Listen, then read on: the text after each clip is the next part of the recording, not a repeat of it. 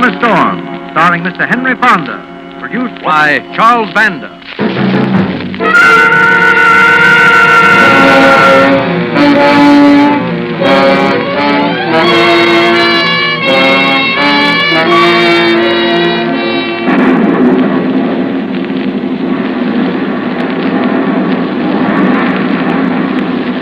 It's exciting when there's a storm, and strange things can happen. Now, some people are sensitive to changes in the weather, like me.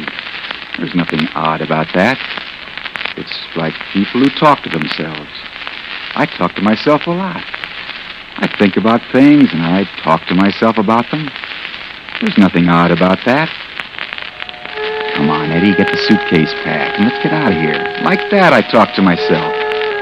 You know, just making up my mind because there's no one else around to talk to me. Just getting myself on the move again because the landlady wasn't taking care of the room. She was away on a visit, and her husband, Mr. Waters, was slopping around in a bathrobe trying to run the place. Come on, Eddie. He never makes the bed. You've used the same towel for a week. It's time to get out. Lock up the suitcase and get going.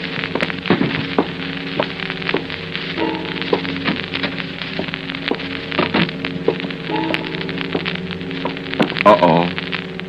There's Waters. Guess you can't sneak out without his seeing you. There's a mean man, Eddie. You can tell by his little eyes. All fat men aren't good-natured. Look at him. Stuffing himself with pig's knuckles or whatever they are. Well, come on. Yeah. Hello, Eddie. Morning, Mr. Waters. Yeah. Pig knuckles don't taste as good as they did an hour ago. Yes, I'll feed the rest of them to Graham's dog. Oh, that'd be nice, Mr. Waters. Yeah. Taking your laundry out? No, sir. These are clothes. I'm leaving, sir. You what? Leaving. I'm sorry. Well, what's the matter, Eddie? Don't you like the place? Yes, sir, but, I gotta get closer to my work. Here's the keys before I forget them. You better wait a while, Eddie. Looks like we're going to have a storm sometime today. Oh, I don't mind a storm, Mr. Waters. I'm funny that way. Yeah. Well, it'll be a lot better if you'd wait till the wife gets back. Won't be more than a couple of hours. You mean she'd blame you for my leaving? Yeah, she might. Got a nasty tongue. Stick around till she gets back, Eddie. No, I gotta be going. Besides, I ain't feeling so hot. Been feeling bad all morning. Yeah, getting worse, Eddie. Oh, I'm sorry, Mr. Waters. It's my stomach. I'm sorry, Mr. Waters, honest, but I gotta go. Wait a minute. Ain't you forgetting something? Forgetting something? What are you trying to pull anyhow? Oh, I don't get it. You don't, huh? What about the rent? The rent? Last week's rent. What do you think I am, a sucker? I paid my rent. Oh, you did, huh? Give me that suitcase. Oh, I paid it to your wife before she went away. That's your story. Go ahead and leave if you want to, but this suitcase stays here until I get that rent. But you've already got it. You know I paid it to Mrs. Waters. You're trying to make me out a liar? No, but you were got here. a receipt? Well, she never gave me one. I said I didn't need it. Give me that suitcase. Don't you take a swing at me. Why, you can't slap me around. Now, wait. Eddie, my back. Stop pushing. Why, you asked for it. Eddie, let go. Oh, you don't like it when I fight back, huh? Eddie, you're killing me. No, I'm not. Maybe I should. There. Oh, help, somebody. Help. You had enough? Help. Better let him go. He looks bad, Eddie. Huh? Who are you talking to? Myself. Get over there, you fat...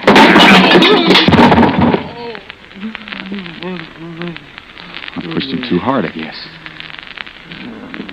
Gee, he looks bad. He's out cold, Eddie. Mr. Waters? Mr. Waters, you all right? Somebody at the door. Better be quiet. Hey, Waters! That's It's Mr. Graham from next door. That clock's awful loud. Are you in there, Waters? Hey, what's up, Graham? Oh, come on up here, old pal.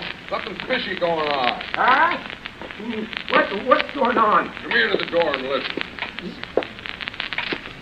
I don't hear nothing.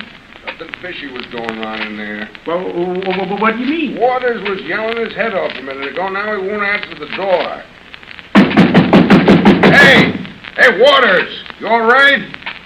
I don't hear him. No, that's what I mean. I think we ought to go in and see what's the matter.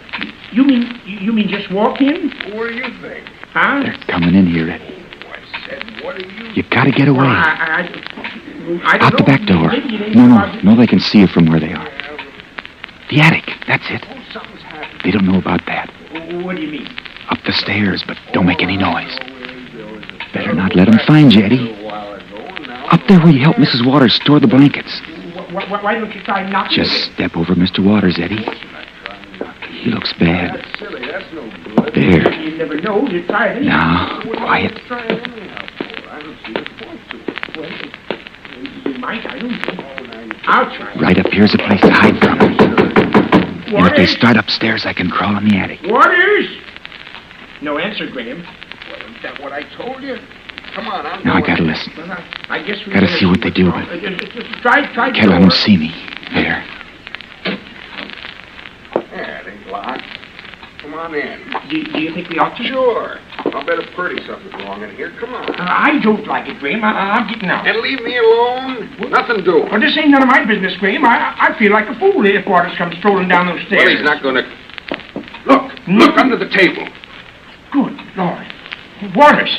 Say, listen. Well, let's get the table away. Don't stand there. I don't like this, Graham. Let's get the table away, I tell you. Maybe he's hurt bad. Grab the table. All right. Waters? Waters, you all right? We'd better call a doctor. Yeah, well, there's a phone over there. Hey, wait. We don't need no doctor. What? We need the police. The police? Yeah. The guy's dead.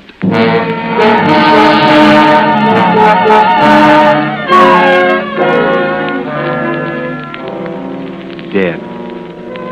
Waters was dead. The words made me weak.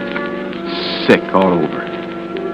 I hadn't hit him hard. I just grabbed him around the neck and pushed him back when the fight went out of him. I remember the table, though.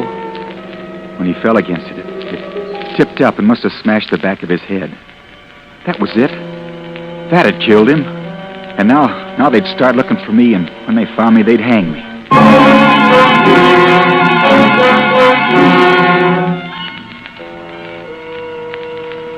They'll say you killed him, Eddie, and you'll hang for it.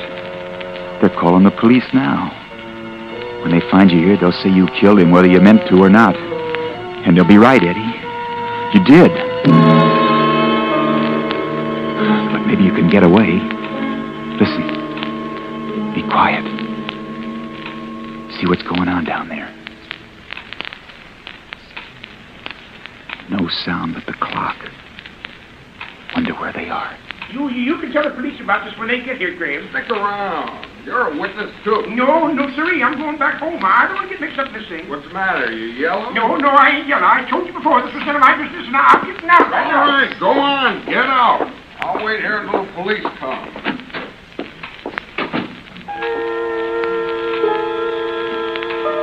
Maybe now's your chance, Eddie. He's all alone. Sneak downstairs before the police come. Get out of this house and get away, far away. Watch out for the stairs. They squeak. Who's there? I thought I heard something. Getting jumpy, I guess. He's right below you, Eddie. But he can't see you. Take it easy. Now's your chance. That heavy chest. Drop it on him. Of course you don't want to kill him. But if you do, you can get away from here. Just lift it over the rail and drop it. You killed one man, or they'll say you did. They can only hang you once. Lift it slowly, Eddie. slowly. Now, lift it over. Quiet.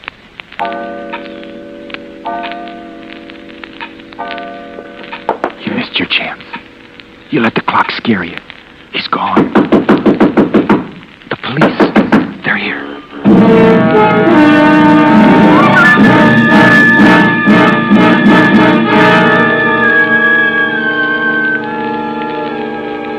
For the first time, panic overtook me. I set down the chest and stepped back into the shadows. Beside me was the door to the hall closet. Now remember that in there was the trap door which led to the attic. I slipped in, got a foot on a wall hook, and scrambled up over the clothes that were hanging there. I pushed back the little trap door, lifted myself through the hole, and listened for a minute. I could hear the muffled voices, but I couldn't hear what they were saying. They must be down there with Mr. Waters.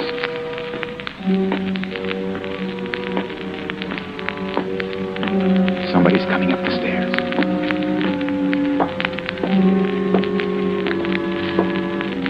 He's coming down the hall. The attic was long and low. He wouldn't think of anyone being up in there. Or would he? It was dark except for the light from a small ventilator. I moved back into the shadows. I crouched low because the space was too small to stand up in. Suddenly, my hand brushed against a short piece of pipe. It had been left there for a long time, and the dust was thick on it. But it was a weapon. It made me feel safer. I moved quietly over to the trapdoor and waited. Get ready for him, Eddie. If he opens the trapdoor, you'll have to hit him. They can only hang you once.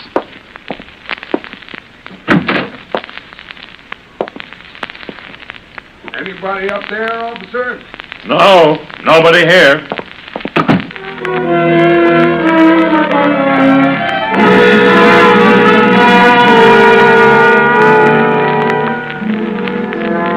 That's all I remembered for a while. I must have passed out for hours. When I woke up, the attic was black and heavy with heat.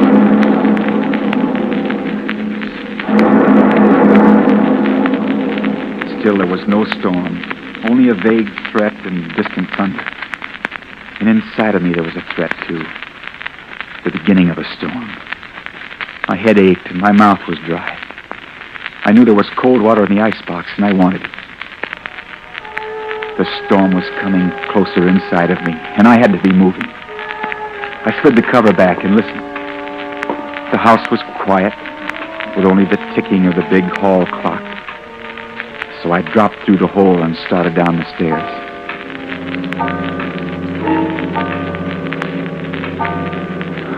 Don't let that clock scare you, Eddie. There's no one here now. Maybe you can get out now, Eddie. There's your suitcase in the hall. Don't forget that. Someone's at the door.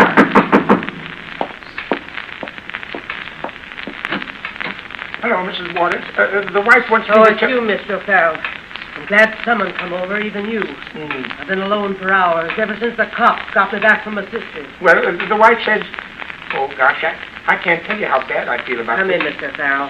Yeah, he was a swell man, Mrs. Waters. Your husband, I mean. Yes, he was. Yes, sir, he really swell. They didn't come any better than him. Anyway, the wife seen you from the window, and she said Won't for me you to... come in, Mr. O'Farrell? In there? I mean, well... Just for a minute. Well, all right. Just for a minute. They won't find you, Eddie. Not if you stay quiet and keep back here in the shadows. I can't stay long. Anyway, the wife wants to know that if there's anything we can do. I mean, if you're scared to be alone or anything. No, there's nothing. I just finished up my dinner and I'll go to bed very shortly, and I'm not frightened. Oh, gosh, it was awful. Simply awful. Yes. The way he was lying there and breathing so heavy. I was standing right there looking at him. And it was the way he was breathing that got me sort of gasping. You know what I mean? Yes, I know, Mr. Farrell, but he's gone now, and there ain't any good in... Listen. Did you hear something? Listen. Hear something? Where? It sounded like somebody breathing. Stop breathing, Eddie. I don't hear anything. Good Lord.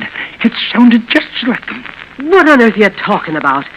Your nerves are all on edge, Mr. Farrell. No, look, I gotta be getting back. If you're sure there ain't nothing you need now. No, I'm quite all right. If there's anything you want, you just call I'm us. going right to bed. I don't feel well. Well, I shouldn't wonder. I'll tell my wife. Never mind, I'll be all right. All right.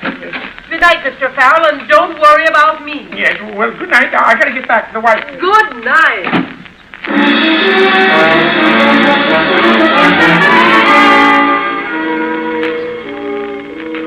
I gave her an hour to get to bed and to sleep. I stayed right there counting the seconds and listening to the ticking of the big clock in the hall. My muscles were stiff and my throat was dry and sore from swallowing. I hardly dared breathe. Finally, I slipped out, picked up my suitcase, and started to tiptoe out. The back door would be the best, I thought. I went slowly in the dark, thinking that I could see the spot in the kitchen where Mr. Waters' body had been after the fight. But the back door was in blackness. I tried the knob softly. The door wouldn't open. It was locked. Not with a night latch, but with the old-fashioned iron locks that were on all the doors in the house. There was no way out without a key.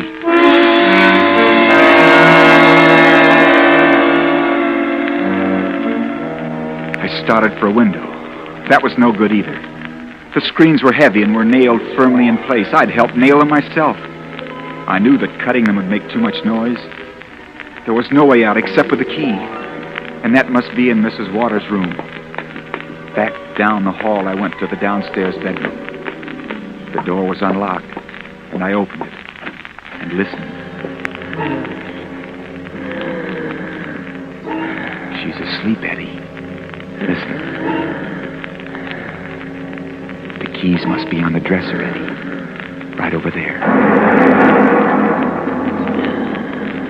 The storm was getting close outside, and I felt all stormy inside. I had to get the keys, get out of this house. It wasn't too dark to see Mrs. Waters in bed. She was breathing heavily. I brushed past the bed, and my knee touched a chair. I went on until I felt something waist high. The dresser. I moved my hand slowly over the top. First some clothing. Then I felt around for the keys. They weren't there. I felt more slowly. A hairbrush. A comb. Then a pile of hairpins. Where was the key? I held my breath until Mrs. Waters started breathing regularly again. I was shaking now, and scared, and the storm was building up inside. I reached into a drawer. I tried not to make any noise, but there was some. I reached inside. There was something steely and cold. The key. No. Those scissors. Long ones, sharp and pointed. The phone was frightening. I wanted to run to get out of the room. But I couldn't remember where the door was. I held the scissors like a weapon, a knife, and flattened myself against the wall. Oh, dear. The phone. Oh, the phone. Eddie, hide somewhere. The phone at this hour. I stepped back into the closet, pulled some clothes in front of me just before she snapped on the light over the bed. I'm coming! I talked softly to myself like I always do when I'm alone and scared. You've got the scissors, Eddie. If she comes in here, you'll have to use them. They must know you killed Mr. Waters. It wouldn't be right to kill her, too, but what if she finds you, Eddie? You're no killer, Eddie, but you can't be caught. You can't. If she opens the door, do it. Do it quickly, Eddie, and then run. Where's that dang bathroom? All right. She didn't find you, Eddie. You didn't have to kill her. She just took her robe off the hook. Hello? Yes? You didn't have to kill her, did you? Oh, hello, Mr. Fair. Not yet. What? But now's your chance, Eddie. Her handbag's on the bed. Let's see. Oh, you must really. Here they are. The keys, What? Eddie. Get the back door before she's through. I'll Hurry. stay up and let you in. What? You know.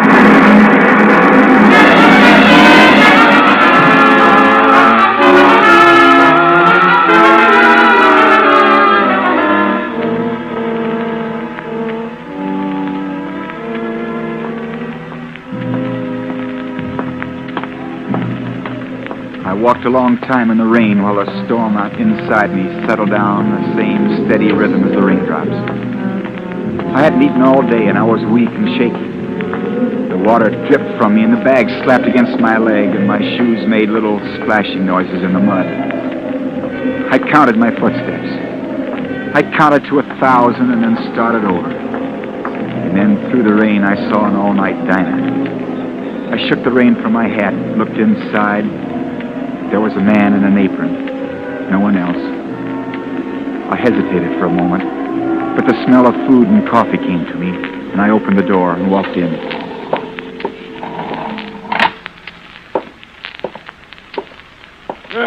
What'll it be? Coffee. Coffee? Bad. Boy, you're really wet. Yeah. Boy. Give me a sandwich, any kind of sandwich. Sure. Coming up. Look, kid, take off the coat and let me hang it up for the coffee boiler. Oh, I'm all right. Let me have the sugar. Sugar?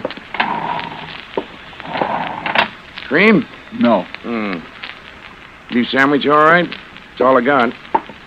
Hello, Casey. Well, what's cooking with the police department on a night like this? Plenty, Mike. Give me a cup of coffee in a hurry, will you? Cop, Eddie. Don't run. Take it easy. Coffee coming up, Casey. Hey, kid. Beef sandwich okay? Sure. This raincoat's dripping all over your floor. I'll hang it up, Mike. Okay. It's really wet out there. He's hanging up his gun, too, Eddie. Maybe you can get it if you have to. Well, how'd you get so wet, kid? Didn't see you before. I got caught in the storm. Yeah, I see. Oh, thanks, Mike. Look, kid, maybe you better come along with me down to the station house. It was done. It was over. They'd caught me. I'd felt free up until now. I looked at where his gun was hanging by his raincoat. Now I'd have to try it. I'd have to kill again, I thought. I could get them both and get away, maybe. They could only hang me once. How about it, kid? I'll book you as a sleeper. For morning, you'll be dried out on your way. Okay? You mean just sleep there? Well, sure. There won't be any charge against you. Well, thanks, but I've got to get along. Okay. Have it your own way. Well, what do I owe you, Mike? Just a dime. Yeah. Thanks. You been hitting the ball tonight? I'll say. Been taking the doc around. Have to go back and pick him up now. Oh, emergency case, huh? Yeah, Doc called it botulism. Something like ptomaine poisoning. Said it was from eating pig's feet. Old Lady Waters up on Elm Street. You gotta be awful careful of them things. Yeah, they'd warned her about them, but I guess she ate them anyhow. They were from the same batch that killed her husband earlier today. But she didn't know that was what happened to him, and she ate him too. Ptomaine's bad stuff. Hits you just like that. Yeah. Well, so long. So long, Casey. More coffee, kid? No, thanks. Did you hear that about Mr. and Mrs. Waters both dying from the same thing? Yeah. Pig's knuckles. You gotta be careful of that ptomaine stuff. Well, looks like the storm's over. Sure is. The moon's out. Just a summer storm, and now it's all over. That'll make it nice for you. Feel all right? Me? I feel swell.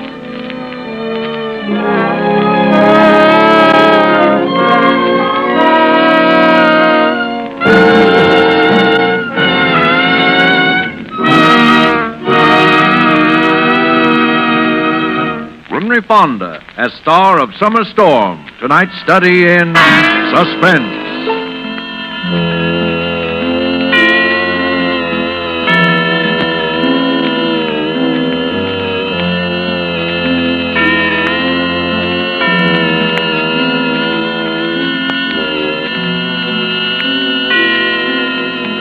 This is the Armed Forces Radio Service.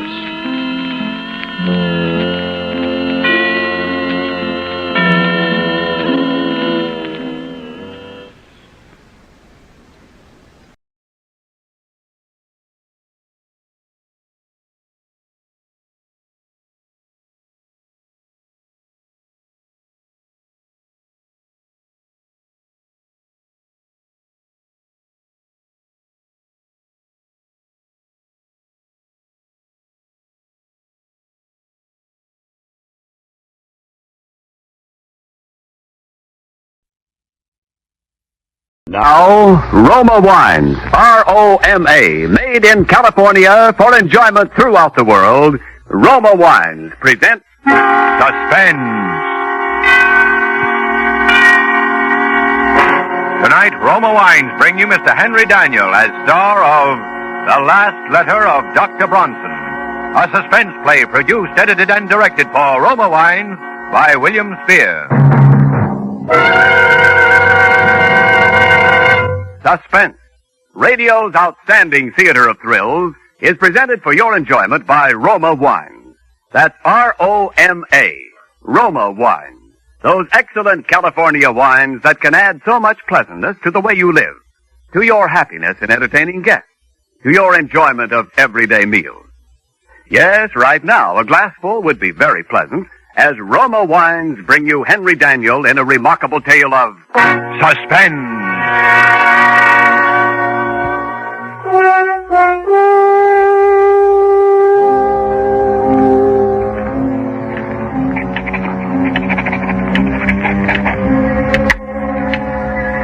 My dear Moshe, forgive me if I dash this letter off rather hurriedly. There are but a very few minutes remaining for me, the few minutes between now and midnight. You've always protested my fascination with the subject of death. It irks you to hear me discuss the latest electrocution or hanging. You alone, Moshe, will know how this fascination has led me to this terrible moment. I should like you to have the facts. First of all, let me recall a conversation which we held here in my study a little over a year ago. There you go again, Bronson. Death and murder. Really, you're unhealthy. Please, Moshe, just answer my question. Why do men behave as they do? What keeps them from breaking loose? Why don't they kill one another as animals do? Why? Because they aren't animals. But, my dear Moshe, being neither vegetable nor mineral, they must be animals. What I mean is... But you don't know the answer. I do. So? I have been studying the question for some time, and I am prepared to prove, in fact, I am going to prove, that there are 5 basic checks which serve to restrain man from murdering his fellow man. Really, Bronson, The obvious corollary is that murder occurs only when some stronger drive overrides these 5 basic checks. You make it sound very simple. It is simple. And what are these 5 basic checks? A murder is composed of 4 elements. The murderer, the motive, the opportunity, and the victim. I shall select 5 men, each of whom I shall predispose to murder, and then restrain from murder by the particular check I am testing on him. Personally, I'd rather play with rattlesnakes. Then, having found my men, I simply supply each with a motive. Greed, revenge, jealousy. I see. And your next step must be to give each man an opportunity. Precisely. And finally, I must supply a victim. You will ask this victim to face 5 men, each standing to derive satisfaction or profit from murdering him? Correct. His only chance of survival being the correctness of your theory of checks in all 5 instances? Yes. And do you seriously imagine you will persuade any man to have such utter confidence in your reckoning? There is one such man. Who? Myself. Bronson, this is insane. Why? Why should I hesitate to risk high stakes on a sure thing? But your life. I tell you there is no danger whatsoever. When will you begin your experiment? I suppose in about... Well, why wait? Why don't we begin right now? Moshe, I invite you to kill me. What? There's a revolver right here in my desk. You're joking, Bronson. What possible motive would I have for murdering you? Motive? Well, we are known to be associated rather closely in our work. You'll come naturally into my entire practice. I'll put that in writing. Why, it's preposterous. Why? Why don't you kill me then, Moshe? Why, there are dozens of reasons. In the first place, I'd go to the electric chair for it and... Ha ha! There you are. A perfect illustration of the first and most obvious check. Man refrains from killing because he himself will be killed by law. The first? What about the last? Ah, that, my dear doctor, remains to be seen.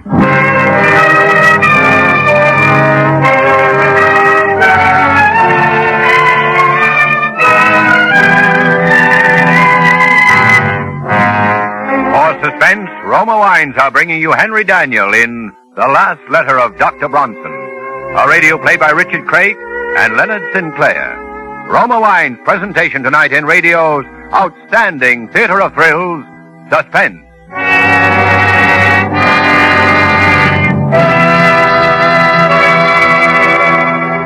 Between the acts of Suspense, this is Ken Niles asking our Suspense audience to allow me to make an important announcement to Roma wine dealers throughout America. For many years, Roma has planned to introduce a limited bottling of premier quality wines. Wines which would bring America a new experience in tempting fragrance, in rich, full body, in taste luxury. At last, these choice wines are a reality. For now, Roma proudly presents Grand Estate Wines. Each precious bottle of Grand Estate wine reflects the patient perfection of wine-making methods at Roma. Yes, Grand Estate California wines by Roma are now being released for discriminating wine users who select wines indisputably the finest. To fulfill every entertaining and dining need, Roma has created 3 distinguished Grand Estate dessert wines, medium sherry, ruby port, and golden muscatel, and 2 superb table wines, Burgundy and Sauterne. To those who seek the ultimate in brilliant clarity, delicate bouquet, and taste excellence, you can wisely recommend Grand Estate Wines by Roma. And so, through you gentlemen, America's leading wine merchants, I take pleasure in presenting Grand Estate Wines by Roma, the crowning achievement of vintner skill.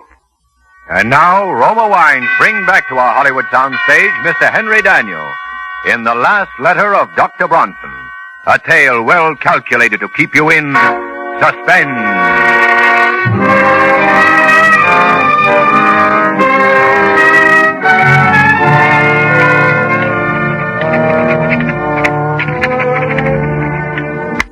And so, my dear doctor, you yourself illustrated the first of my 5 positive checks which restrain man from murder.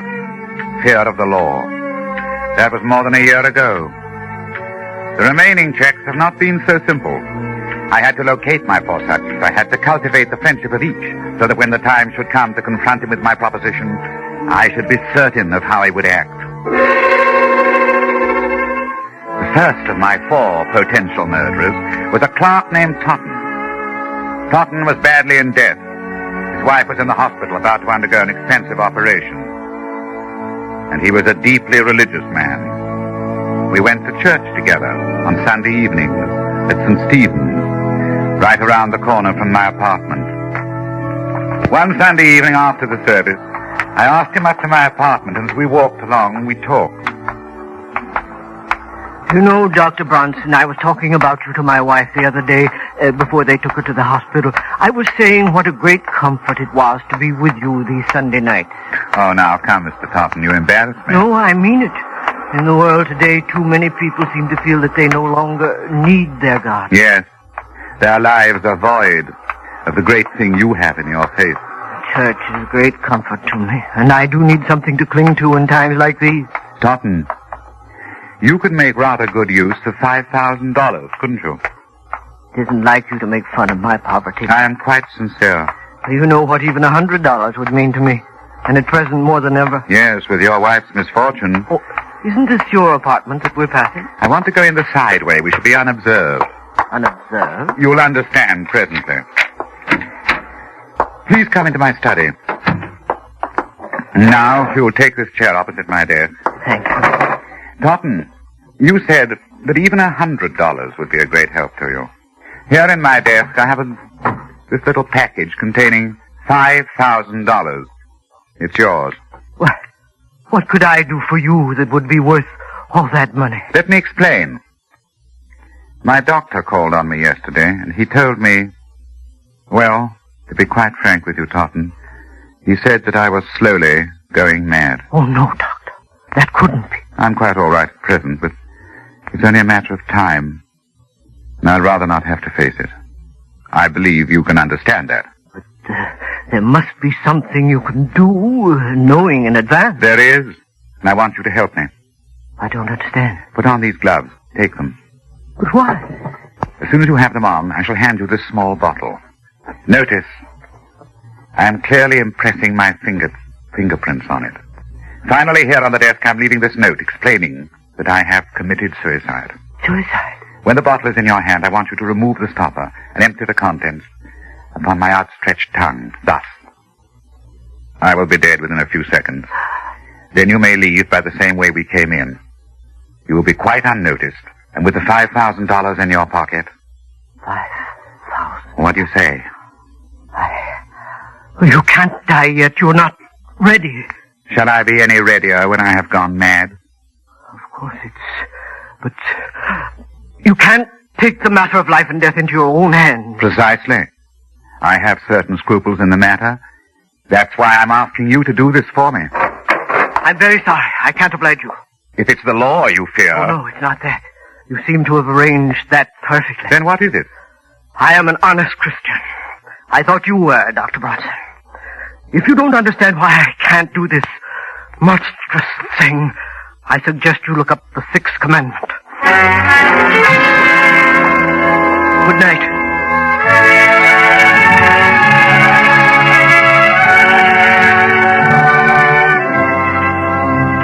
So, Moshe, my second point was proved. Man refrains from killing because it is against his religious principles. The hands of the clock now read 15 minutes to midnight. 1/4 of an hour in which to complete this report. My third proposition called for an entirely different sort of man. In fact, the very antithesis of Totten. For a number of nights I frequented the rougher districts of the city. At first I had no luck. Then, one night, I came upon my man very unexpectedly. I was walking along one of the darkest streets. There was no one in view. You dirty rat!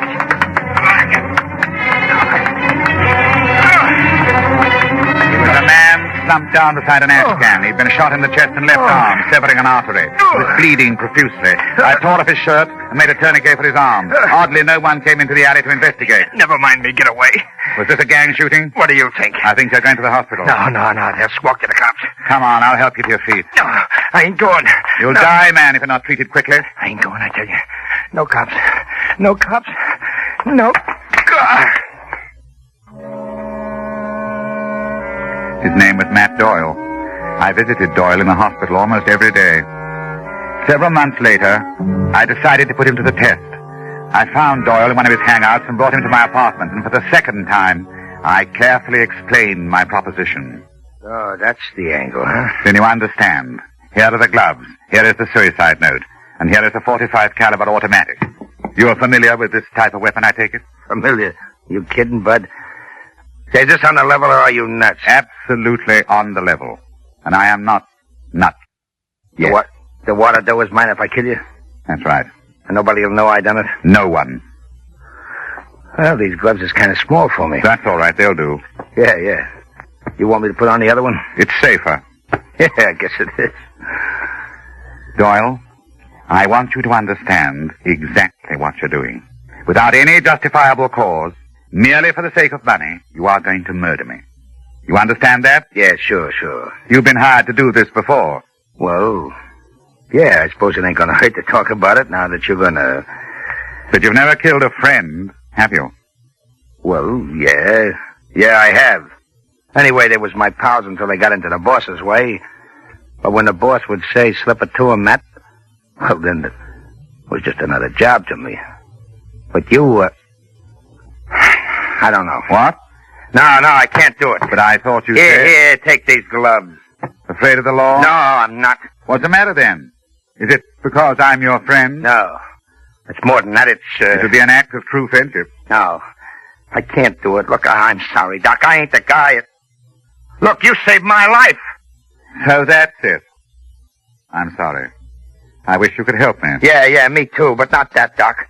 Look, if there's any other person you want me to take care of, that's a... No, there's nothing. Thank you just the same.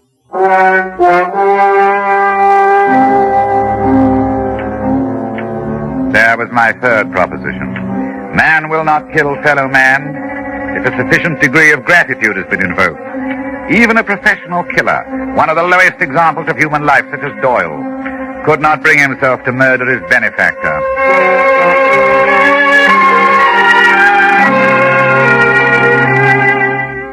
My next subject was altogether different in temperament. With Judith Ainsley, I used a special technique.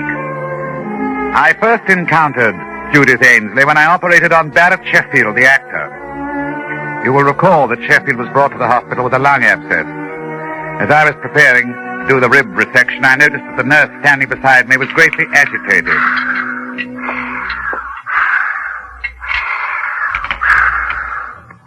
Retractors, Doctor. Thanks. Doctor, do you think this is advisable? What? His dyspnea is more pronounced. Listen. Baines, another hemostat, please. But he's getting blue. Doctor, do you think you really should? He's cyanotic. Miss Ainsley. I'm sorry, Doctor, but if anything... Doctor! Caffeine, quickly. Please! Quickly! Stethoscope. Here it is. Well, that's that. Yes. That's that. Miss Ainsley, what's the matter with you? You've been acting strangely all through this operation. You killed him. You killed him. You should have never gone ahead. You know that. I warned you. I shall see to it, Miss Ainsley, that you are never assigned to one of my cases again. What's the matter with you anyway? Have you never seen a pulmonary before? Or does it upset you to see a handsome actor like Barrett Sheffield die? Yes. It did. Oh. Yes. We were going to be married next week.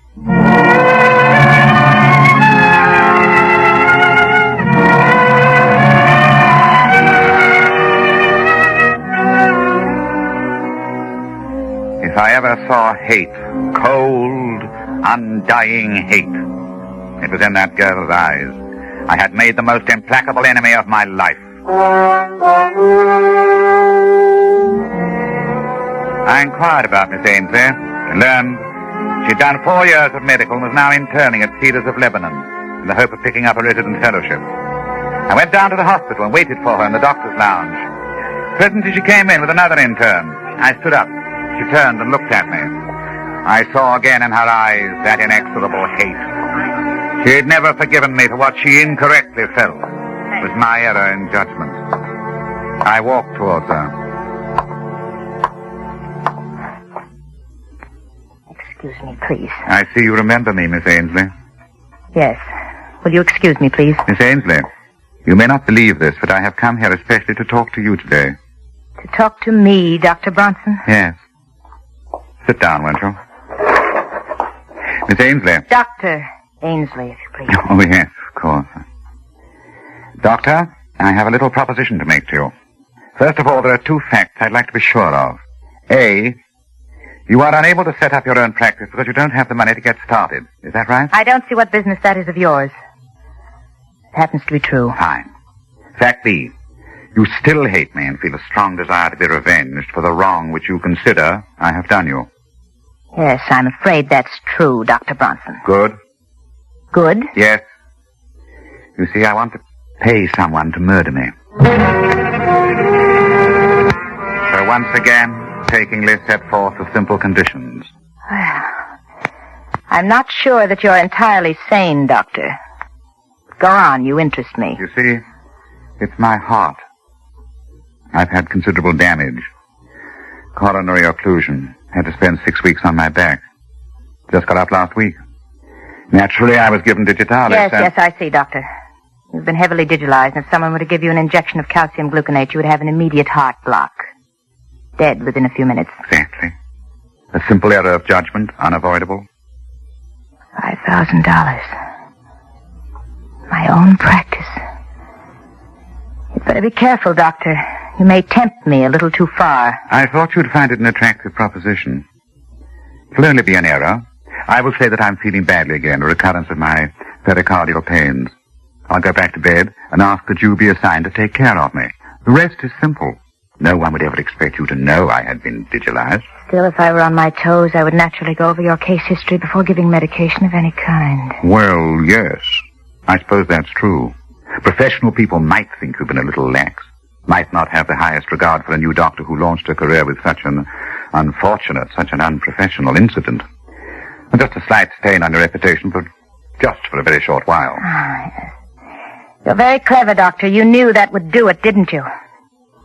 I want to thank you. You've done me a great service. You mean you'll do it? You've reminded me that nothing, no money, revenge, nothing can be worth the slightest shadow of suspicion in a doctor's career. No. No, they'll never say that I lost my patient because of an error in judgment. You see, I once knew a doctor who did.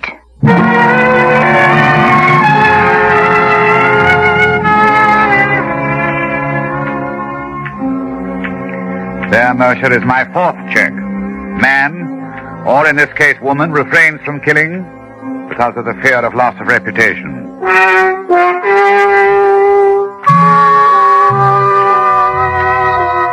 Now, I come to the testing of my fifth subject. A man who would not murder because he couldn't bear the sight of blood, much less the responsibility for shedding it.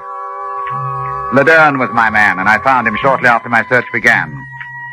On that day, I saw him turn a ghastly white as a fast-moving car ran over a small dog which had run into the street. Laderne clutched his throat and fell in a dead faint. I, of course, made it my business to become acquainted with him. I hadn't seen him for more than 4 months until tonight. He'd changed, I noticed, as he took his place at my desk. He's thinner. His dark eyes seemed blacker than ever. And so now, for the fifth and last time, I explain the necessary details. And I have arranged everything necessary, Laderne, to give the appearance of suicide. Here is the farewell note which I have written. It will look like suicide. That's right. And here is the knife. It is with this knife that apparently I shall have killed myself. Notice how sharp it is. Notice I am carefully putting my fingerprints on it.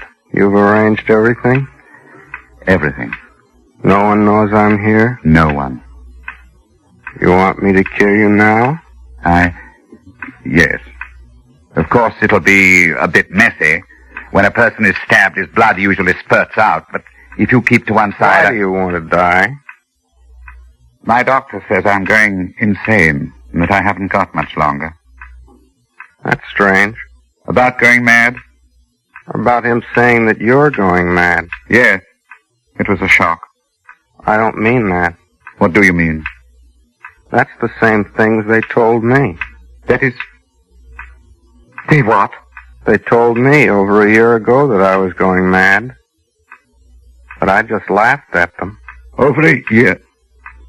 Well, do you? Have you noticed any change? Not much. At least no change for the worse. That's good. In fact, I'm really much better. I've been having fewer and fewer of those sick spells. You remember how I was the day that dog was run over.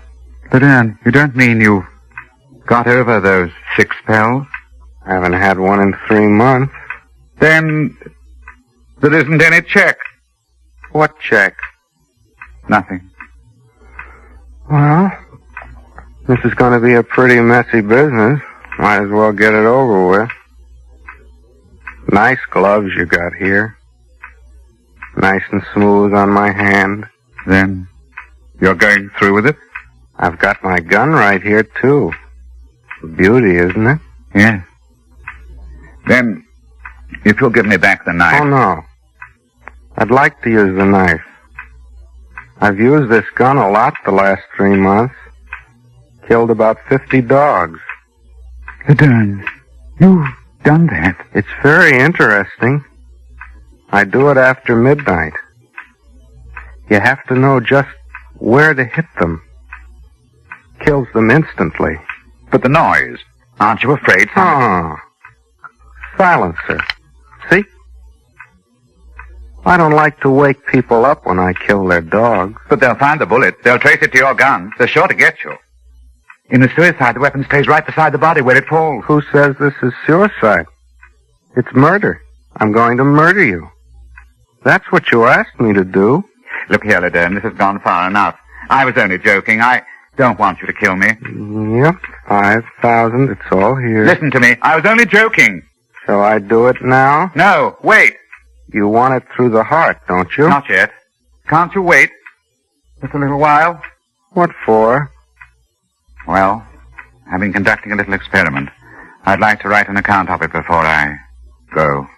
What sort of an experiment? I don't think you'd understand. Well, I'll wait till midnight, then I gotta go. There's a German police dog, a big ugly brute. But I'll wait. Thanks. 10 minutes past 11. Yeah. You got 50 minutes. I'll wait by the window.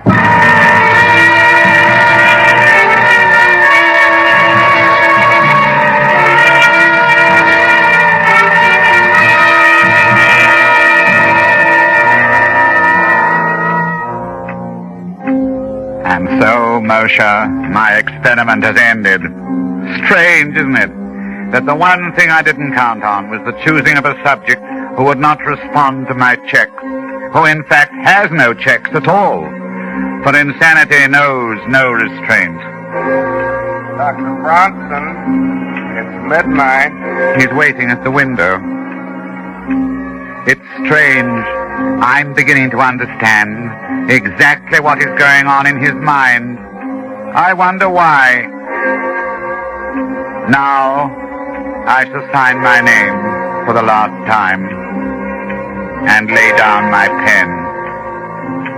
Then I shall look up and say, "All right, Laderne."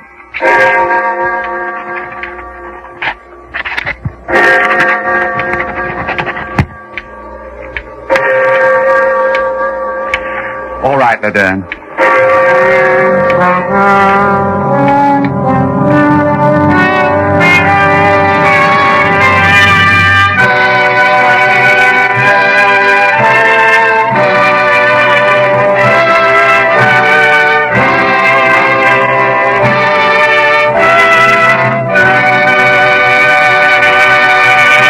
Suspense. Presented by Roma Wines. R-O-M-A. Made in California for enjoyment throughout the world. And now this is Ken Niles for Roma Wines. Ladies and gentlemen, between the acts of suspense, you heard me announce to Roma dealers the first release of Grand Estate Wines by Roma. Now, I'd like to tell you, the discriminating wine users of America, more about these superb triumphs in taste luxury, Grand Estate Wines. Naturally, I want you to try Grand Estate Wines to see and taste the difference. Because I know you'll recognize in Grand Estate the brilliant clarity, tempting fragrance, and rich taste luxury so characteristic of truly great wines. The patient perfection of wine-making methods by Roma is reflected in each bottle of Grand Estate wine. The perfect wine for your every entertaining and dining pleasure. So, remember the name, Grand Estate Wines, your assurance of unvarying excellence. Enjoy Grand Estate Wines by Roma, crowning achievement of vintner skill. Henry Daniell will be soon seen as the star of Lewis and Young's stage production, Lady Windermere's Fan. Thursday, same time, Roma Wines will bring you Miss Joan Loring as star of Suspense, radio's outstanding theater of thrills. Produced by William Spear for the Roma Wine Company of Fresno, California.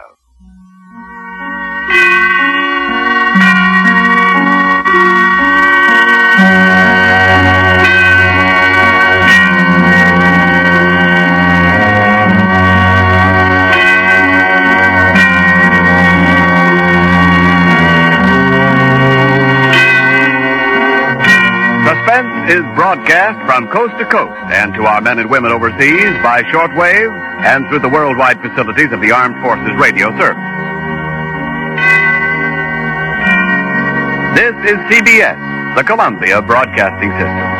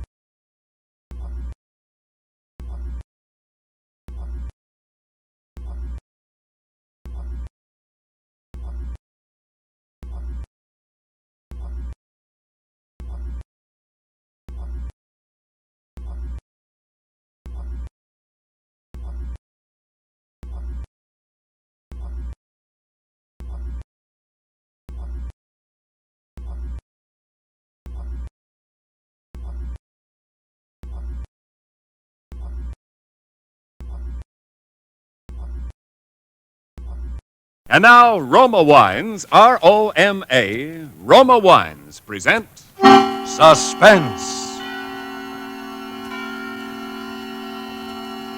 Tonight, Roma Wines bring you Robert Taylor in The House in Cypress Canyon, a suspense play produced, edited, and directed for Roma Wines by William Spear. Suspense, radio's outstanding theater of thrills, is presented for your enjoyment by Roma Wines. That's R-O-M-A, Roma Wines. Those better-tasting California wines enjoyed by more Americans than any other wine. For friendly entertaining, for delightful dining. Yes, right now, a glassful would be very pleasant, as Roma Wines bring you Robert Taylor, star of Metro-Goldwyn-Mayer's Undercurrent, in a remarkable tale of suspense.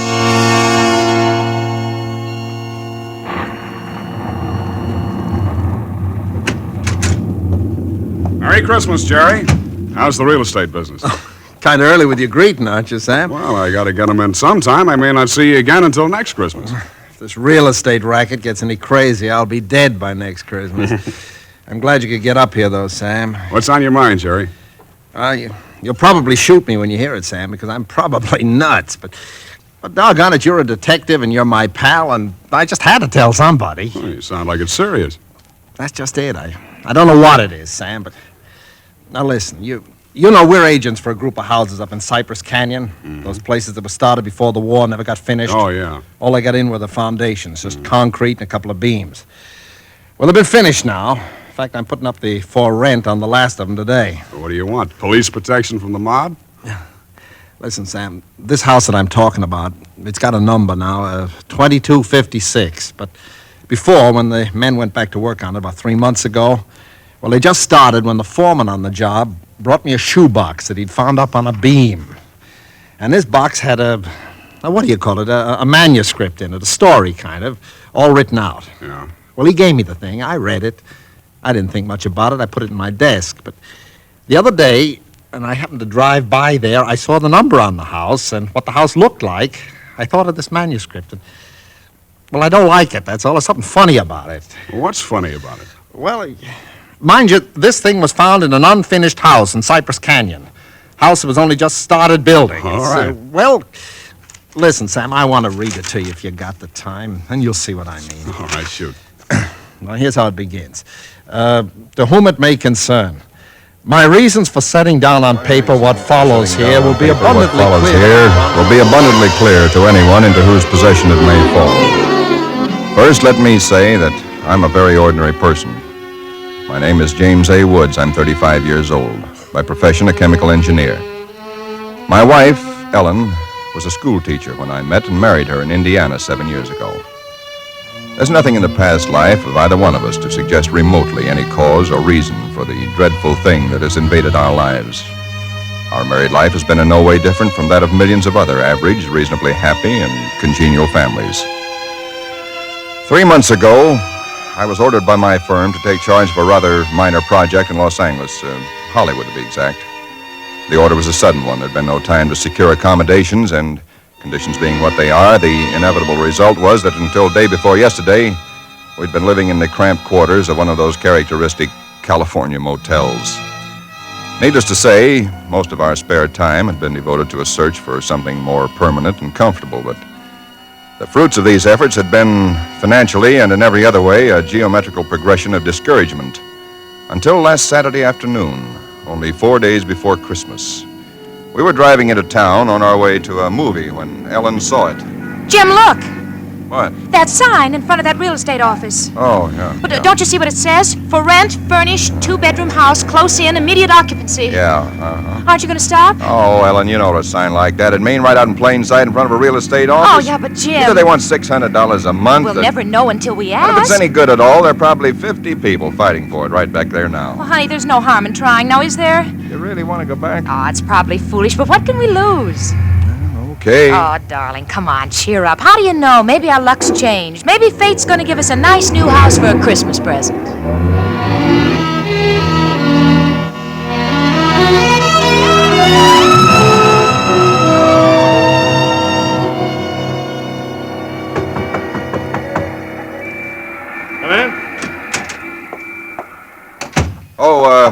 We're sorry to bother you, but we just happened to see that for rent sign outside. Oh, and, yeah, I hung it outside just this minute. Is the house available? Why, sure it is. Let me introduce myself. My name is James A. Woods, and this is my wife, Ellen. How to do? Wow. Looks like it's fixing to rain. Yes, so it does, doesn't it?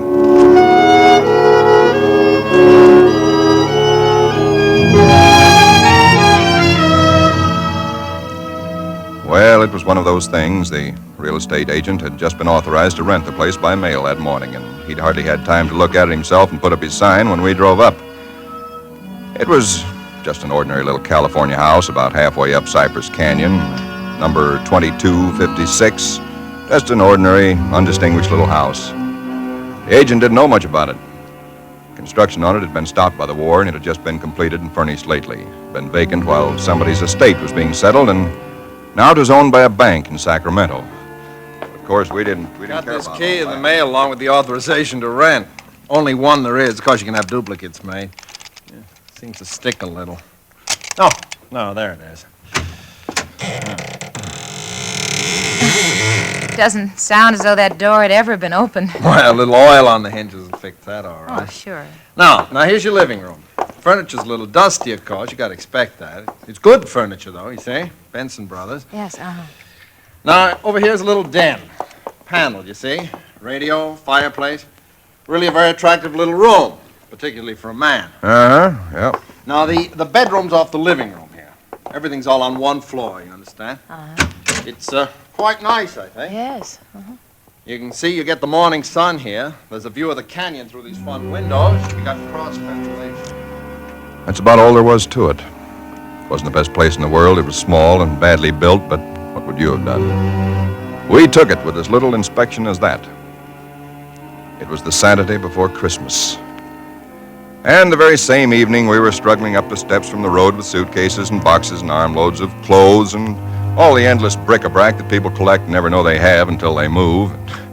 Ellen began unpacking, and I began moving things around and taking the worst of the pictures off the wall, doing all the little things that everybody does when they move into a new place and try to give it something of their own Don't be personality. such a sourpuss. You know, it's a roof over our heads for Christmas. That's more than we ever thought we'd get, isn't it? Now, what in the world are we going to do with those two pictures? Why don't we just leave them where they are? Jim, we can't. They're too awful. Well, all right, put them in the closet then. I can't. Both the closets are jammed full. No, I mean the other one in the little alcove off the den. At least there's a door there. I suppose it's a closet. I don't know. If that isn't a commentary on the housing problem, huh? A woman moving into a house without even knowing where all the closets are. Take the pictures down, will you, honey? Bring them in here. Okay. Guess you'll have to help me with this door. I can't get it open. Let me see it. Well, of course you can't, silly. It's locked. Where are those keys we found on the desk? Here they are. No, not this one. Sure, this one won't work. No. Feels like an awful solid door for a closet. Oh, and that's one solid door in the house. No, this one won't do it either. Well, we'll just have to get a locksmith up here on Monday. I'll put the pictures behind the desk, okay? Yeah, all right. Jim, if you could just help me move this armchair, huh? Oh, Ellen, will you let it go until tomorrow? You know what time it is? Oh, but, honey, I'd like to get the place looking just a Yeah, little but it's bit. almost midnight. In fact, it's exactly... What was that? Tomcat, I guess, out in the brush somewhere. Sounded near. Hope that doesn't go on all night. Well, there's much we can do about it. Come on, Ellen, I'm dead tired. All right, Jim, all right. Where'd you put the toothpaste, honey? It's right in the medicine cabinet. Oh, yeah. Jim, we ought to get some firewood tomorrow. You know, a fire in that living room would make all the difference in the world. Can't. Sunday. Well, Monday then. Jim, I think red curtains are what we need, don't you? Mm-hmm. You know, just at least for the living room. Anyway, the ones in there now have just got to come down. Yeah, I suppose they do. What do you think of red? Well, I guess it's all... Jim. It's some tomcat. Jim, it sounded in the house. Oh, now, how could it be in the house, Ellen? We've been over every inch of the house. Except that closet. Now, how could a cat or anything else be in a closet that's been locked up for over a year? I don't don't know. It's probably under the house. A wildcat or mountain lion or something. I hear they have them in California. Jim, I don't like Well, it. neither do I like it, but there's nothing we can do about it tonight. Well, maybe we ought to call somebody, the police or some don't neighbors. be silly, Ellen. You act like a kid. Come on, let's go to bed, huh? Well, all right, I suppose it is silly. Jimmy, did you lock the door? Yeah. Can I turn out the lights now? Yeah. All right. Good night, Ellen. Sleep tight. Good night, Jim.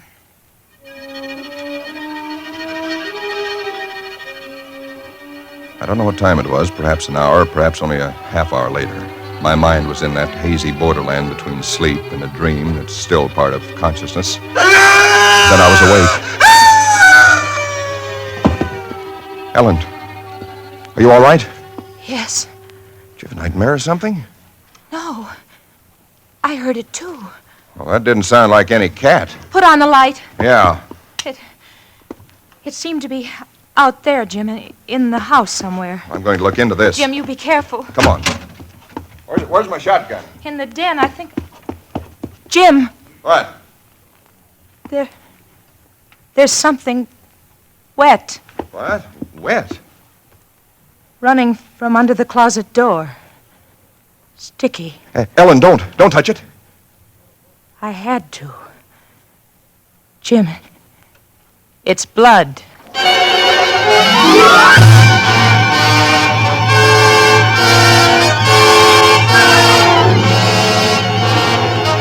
For Suspense, Roma Wines are bringing you Robert Taylor in the house in Cypress Canyon. Roma Wines' presentation tonight in radio's outstanding theater of thrills, Suspense.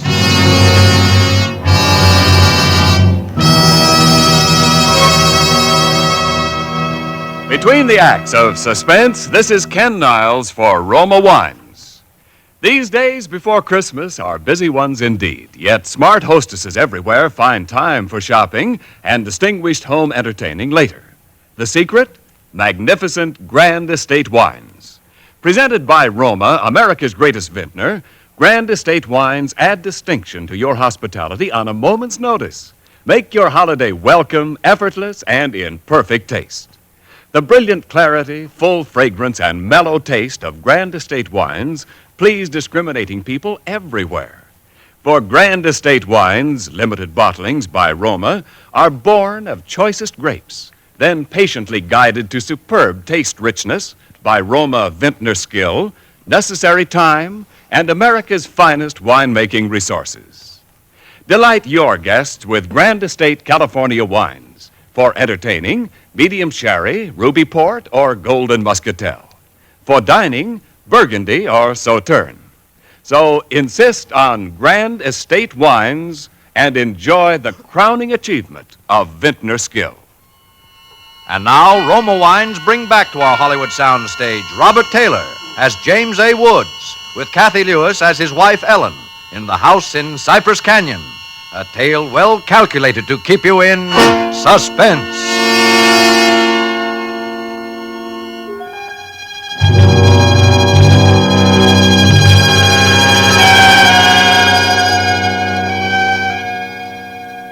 It cannot be too difficult to understand from the foregoing why I've taken the pains to set down in writing the events related here. To find in one's newly rented house a closet which cannot be opened is in itself certainly no great cause for alarm. But to be awakened in the stillness of the night by unearthly cries within that house, to find oozing from under that closet door something that is unquestionably blood, that's another matter. Perhaps others might have been braver than we. Suffice it only to say that we got out of the house in something very close to a panic, and only returned when we had the moral support of two stalwart Los Angeles policemen. You just moved in here, you say? That's right, officer. You can see we're still unpacking. And the place has been empty right along before that? Yeah, I don't know much about that part of it. You could check all that with the real estate agent, though. Well, where is this closet? Oh, it's right in here, officer. And the blood is... Where? Where's the blood? Jim? Officer, I swear to you, there was blood on the floor less than an hour ago. I saw it. Uh-huh. It was running out from under that door. We heard that noise, and we got up, and then we saw it. The door was locked. Locked, huh? Oh, no, Well, it seems to be all right now. Hey, you folks aren't trying to be funny, are you? isn't there anything in it? No, ma'am, there is not. Look, officer, we're reputable people. You can call my firm. They'll tell you all about me. There's nothing wrong with this closet. Walls are solid. No trapdoors. If you think I'm lying... I didn't say that, mister. Oh, you probably did hear some sort of a noise, and you got a little panicky, and, What about the blood? It got on my hand. It isn't there now, is it? Yes. Where? I feel it. Now, you folks just take it easy. You know, you're liable to hear all kinds of noises up in these canyons at night. You're from the east, you say? Yeah. I'm sorry, officer. Ah, that's all right. That's all right. If you have any real trouble, call on us anytime. All right. Well, good night. Good night. Good night. Hey, you ought to have this door fixed. That's enough to scare you. Yeah, we're going to have it fixed.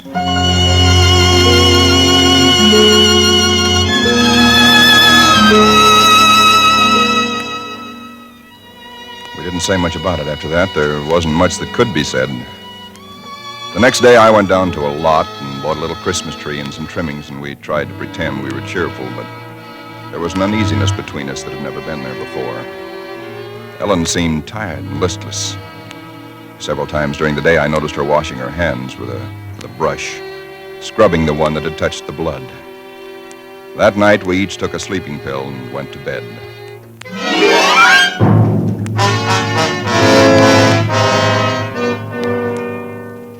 It was sometime after midnight when I was suddenly wide awake and staring into the darkness. In some way, I knew at once and instinctively what had awakened me. Ellen was not in her bed nor in the room.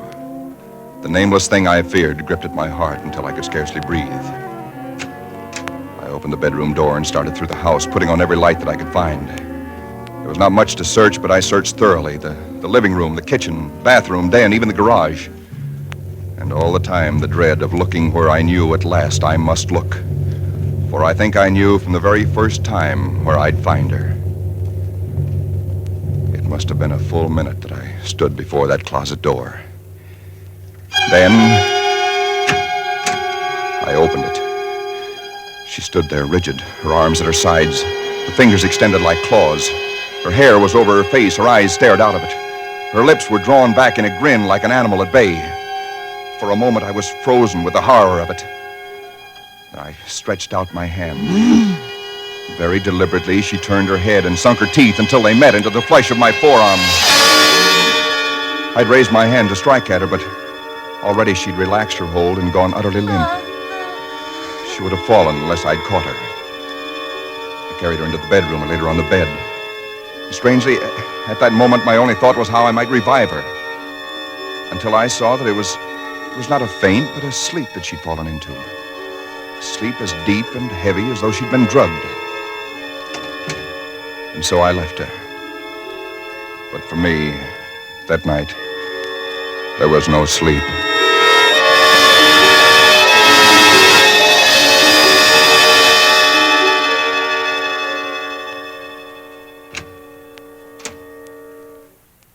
Jim? Yes, Ellen? What are you doing up so early? Oh, I got a little restless. I'd make some coffee. Oh. Oh. I had the most wonderful sleep. And I feel so rested. Do you? Mm-hmm. Jim. What? What's the matter with your arm?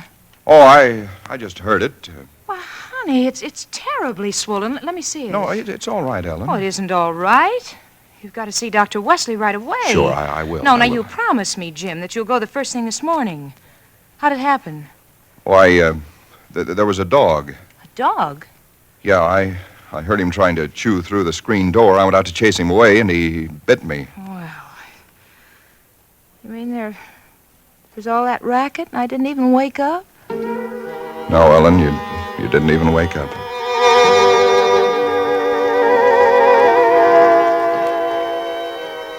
It was clear to me that Ellen knew nothing of what had transpired the night before. I went to my office that morning and made a pretense of going over routine business, if only to restore my mind to some semblance of calm by the sight and sound of common, familiar things. Pain in my arm had become a persistent, dull throbbing. I made a late appointment with Dr. Wesley. He treated my arm with something of an arched eyebrow, and he said, Well, I've never seen anything quite like it before. That is such a rapid onset of infection.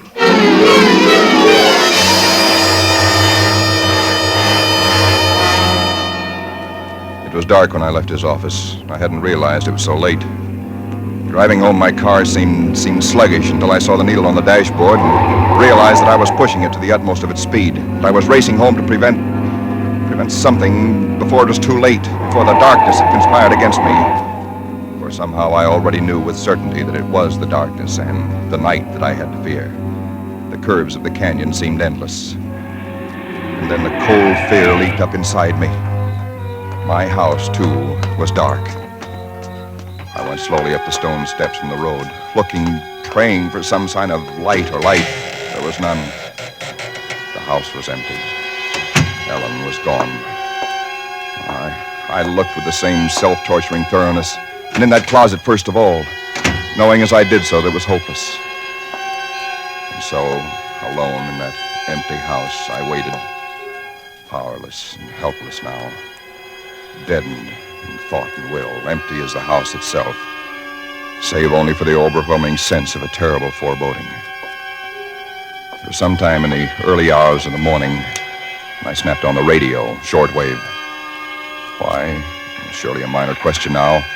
I only know that I did. And then I heard it. Car 58, car 58, go to Laurel Canyon, the 4000 block. A report that a man has been injured or attacked. Condition thought to be critical. Ambulance will follow. That is all. I was there almost before the police, edging my way through the little crowd, staring down at the man lying there in his white uniform under the streetlight. Yeah, the milkman, poor guy. I heard him scream, but when I got here, he was just like this. There's nothing on it. Stand back, stand back. Please stand back. Well, you again. I heard it on the radio. I lived just down the road. Yeah, I remember. What happened? Well, take a look. Maybe you can tell us. He was dead. And he was lying on his back. And his throat had been torn out, as though by the fangs of some wild animal.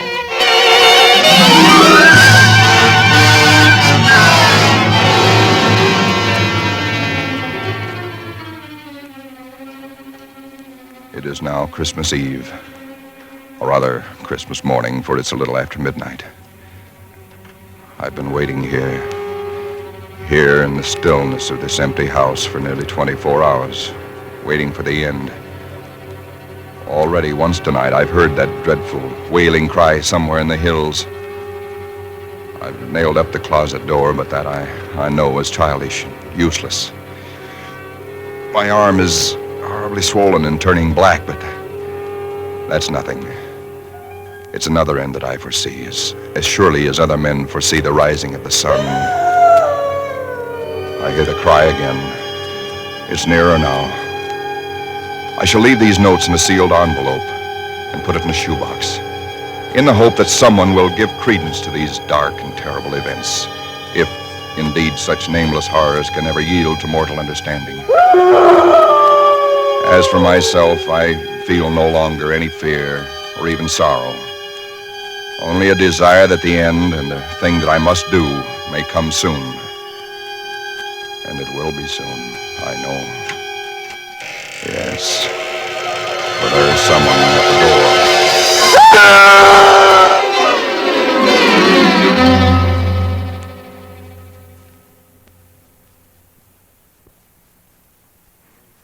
Someone at the door.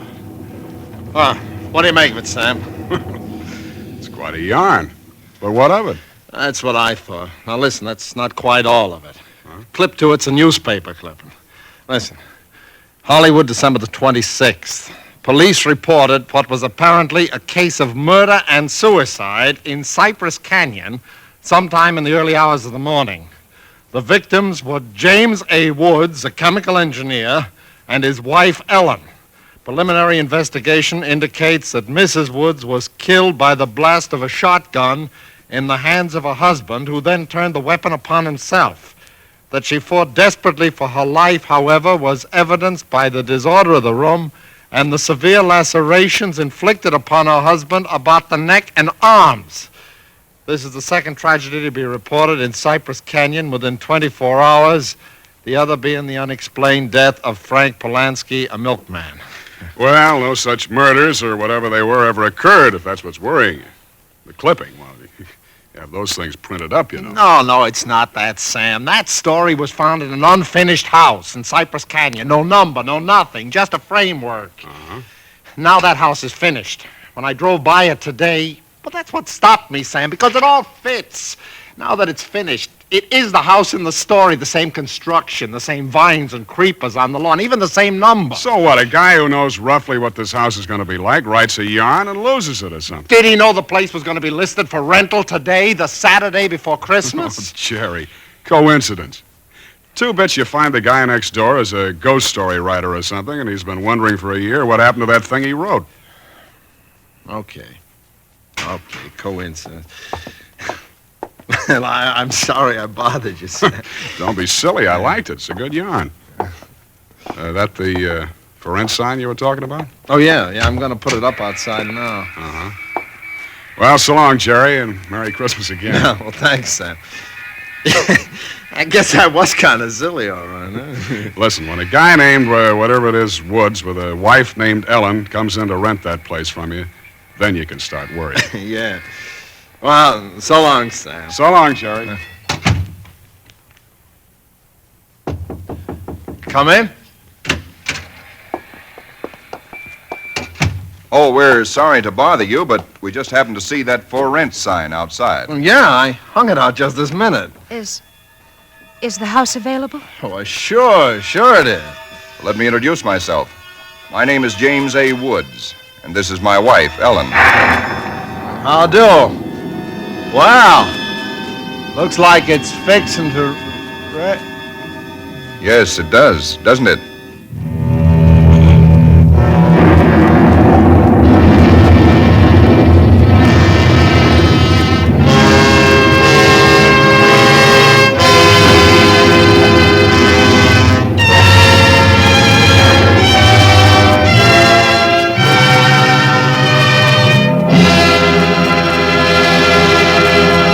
Suspense. Presented by Roma Wines, R-O-M-A, Roma Wines, selected for your pleasure from the world's greatest reserves of fine wines.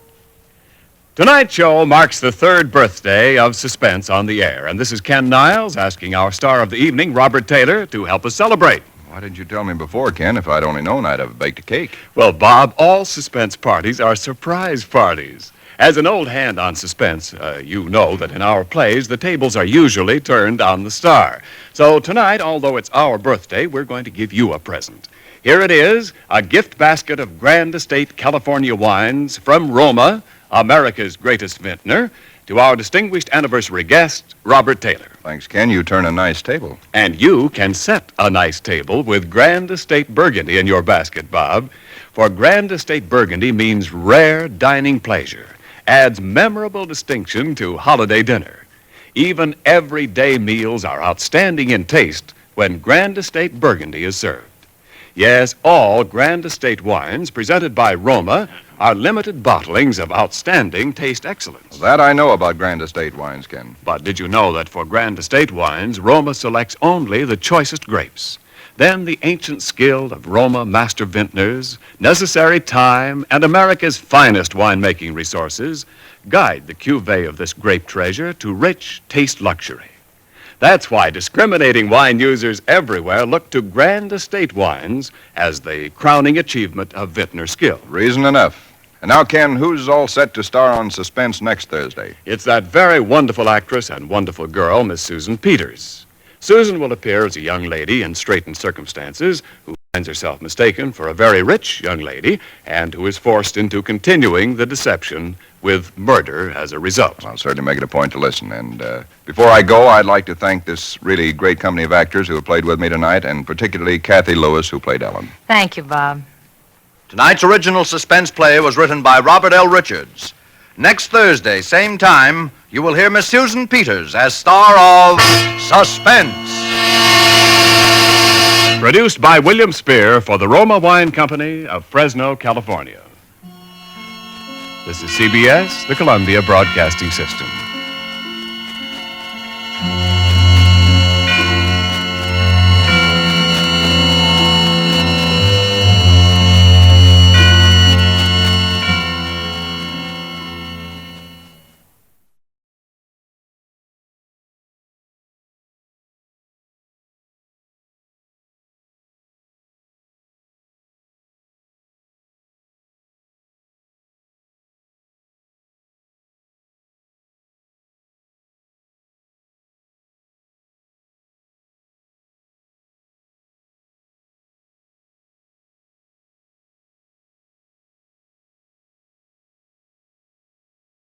Yes, Roma wines taste better because only Roma selects from the world's greatest wine reserves for your pleasure.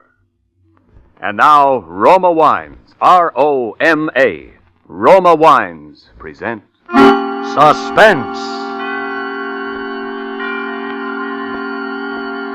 Tonight, Roma Wines bring you Mark Stevens in Tree of Life, a suspense play produced, edited, and directed for Roma Wines by William Spear.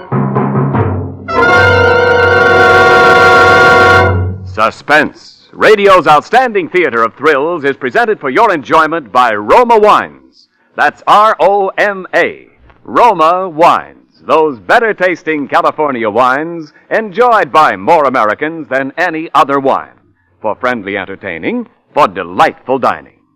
Yes, right now, a glassful would be very pleasant as Roma Wines bring you Mark Stevens in a remarkable tale of Suspense. Everything went wrong. From the very beginning, everything that possibly could went wrong. Because, you see, I'd already planned for quite a while to kill my wife.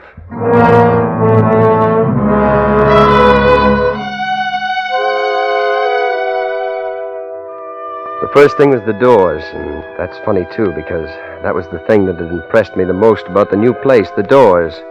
The house was a double bungalow, twin apartments, really, white stucco with 2 doors in the front center.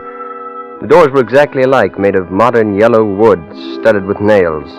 The nails spread out in a Tree of Life pattern. Tree of Life. I can still see Helen standing with her slim, elegant figure silhouetted against the door, and her hair blending with its warm color, and her blue eyes burning with that strange, acquisitive fire I had once mistaken for passion. Isn't it a beautiful door, Jimmy? I really think I'm clever to have found it, don't you? You know, it's definitely the smartest place we've ever had. Well, don't just stand there, darling. Come on. You positively love the inside. You see, Jimmy, the entrance hall and the living room can be thrown into one. Jimmy, we can have some stunning parties. Bedrooms to the back? 3 rooms, small dressing room, 2 baths. Of course, we'll have to buy some new furniture to go with the house. Most of our old pieces simply won't belong. It's awfully dark back here. Oh, nonsense, darling. It's just cloudy today. Besides, you'll love it when you want to sleep late on Sunday. That's why I'm giving you the center room. I'm taking the front one with the dressing room. The corner room with the 3 windows? Oh, well, that'll be the guest room. Mom and the girls will be coming in every so often, you know. Then you want to bring home some of your business associates. I never have. Oh, but don't you see? Now you can. Huh? Jimmy Dawson, I'm not going to let you be an old stick in the mud anymore. We're going to have a wonderful winter, darling. There's a young couple in the other part. Their name is Roxborough. I think that's what the agent said. Anyway, I saw her from a distance. She seemed to be a perfectly stunning brunette, just our sort. I imagine 4 of us will do lots of things together. Oh, darling, admit it. The house is priceless, isn't it? Yeah, of course, Helen, but isn't there a small room somewhere where I might do some... Painting? Well, yes. We've discussed this before. It's not healthy for you to bring your work home with you. Besides, it's much too lovely a house to mess up. Oh, I don't mean advertising layouts, Helen. I want to try some real work, well, creative work. I've told you what I think about it, Jimmy. I want to make your home your castle, darling. I want it to be a place for you to relax away from work. We must concentrate now on gracious living. Of course, it's your home, if you feel you must. No, Helen, skip it. Of course, darling. From now on, it's gracious living. Remember? Sure. Gracious living.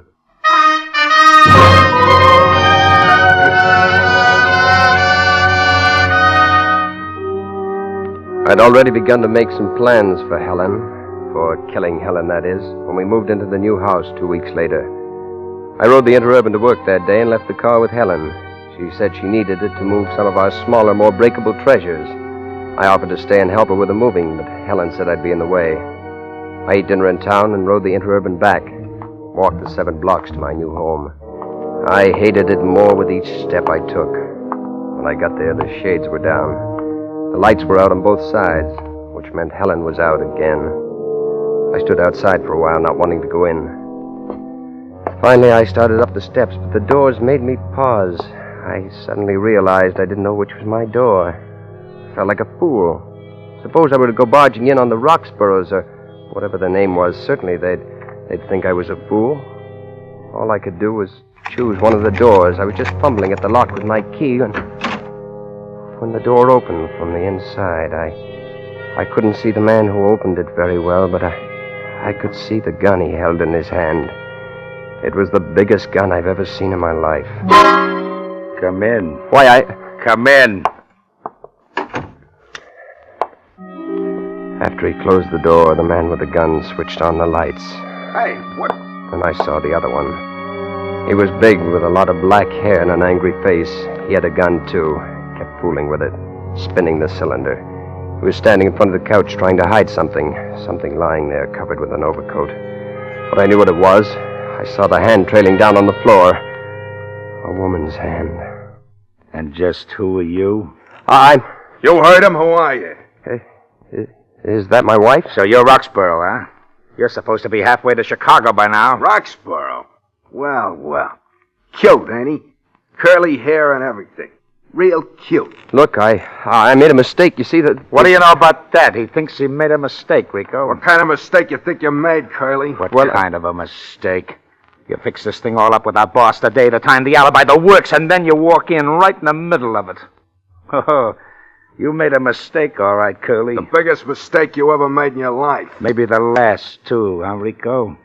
Maybe the last. Who knows?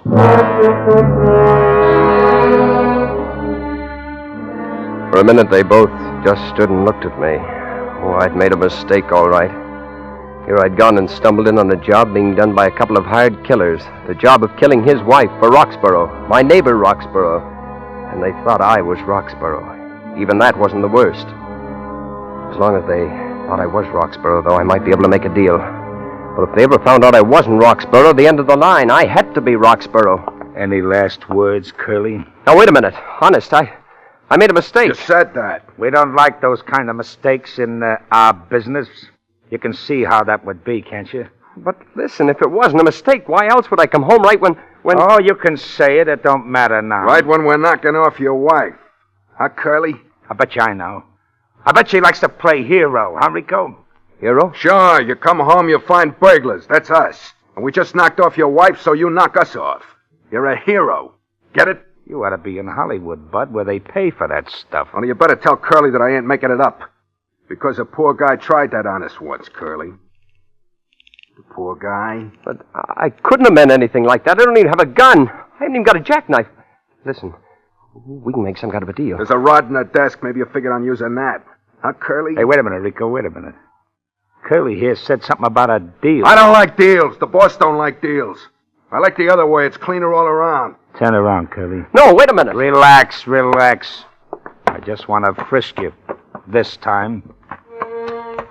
He started going over my pockets, and that was all right, till he came to my wallet and took it. My wallet. Driver's license, social security card, every identification under the sun to prove I wasn't Roxborough, but James Dawson. If he ever looked inside, it was finished. I had to do something to distract his attention. I had to do it right then. Hey, where you going? Oh, I just wanted to look. At her? Yeah.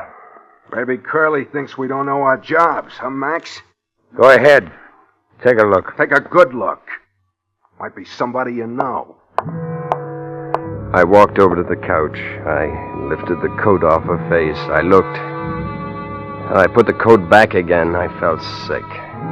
I hadn't needed more than that one look to know she was dead. And I knew something else. I knew that my chances of getting out of this alive had just gone down about 90%. Well, satisfied? He looks kind of sick, Max. Maybe he's a sensitive type. You know, these sensitive guys are funny. They don't mind having it done. Oh, no, that don't worry him a bit. But the guy that does it because he needs a few bucks, he's just a big ape. A guy with no feelings. Ain't that right, Curly? I'm not complaining. He's not complaining. Well, that's something anyway, huh, Max? He's not complaining. Oh, that's good. But a minute ago, he was talking about a deal. I like that better. We got work to do. We can talk about deals later. And I still say no deal. Maybe we ought to ask Curly. You want us to finish the job up right, don't you, Curly? Oh, sure. Ask Curly. Finish the job? Sure. Collect the ice. He don't know what that means. Do you, Curly? The jewelry, the silverware, the stuff that makes it look like burglars. Remember? Oh, yeah. Where do you keep it? Why, Her bedroom, I guess. You guess? Oh, these sensitive guys are great guessers, but you better have guessed right, Curly. Come on inside. All right, now where is it? I think the dressing table. Take a look, Rico. Yeah. Well, looky here. He guessed it right on the nose. Oh, Curly, sharp he is. And there's some real pretty ice here, too. I bet this was her engagement ring, huh, Curly? You got the stuff. You don't have to talk about it. Oh, you got the wrong attitude, Curly. You knew this was part of the deal. We'd get part of our cut out of this stuff. Hey, see? I tell you what I did with that sapphire, Max. What's sapphire? The Allison job, the place you got the garnets. Oh, yeah. I had it made into a pin for my kid. I gave it to her for graduation. She was crazy about it. Your kid? Sure, I got a couple of swell kids, boy and a girl. Smart, too. Maybe that's the trouble with these sensitive guys, huh, Rico? No kids. I wanted 4. She didn't, huh? Well, that's the way it goes sometimes.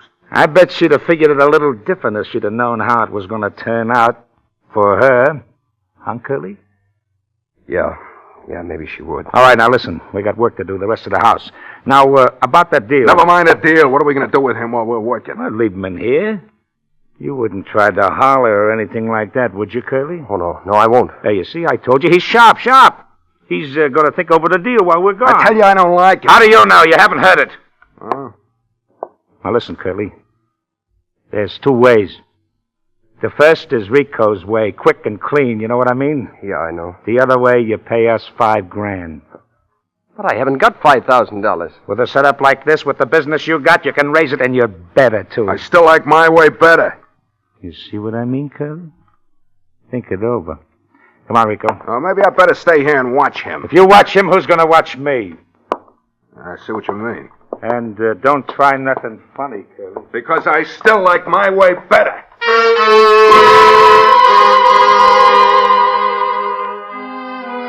I like my way better. He knew he wasn't kidding, so did I. They'd already killed once tonight. There was already one dead body in that house. There could be just as easy be another. There could be me.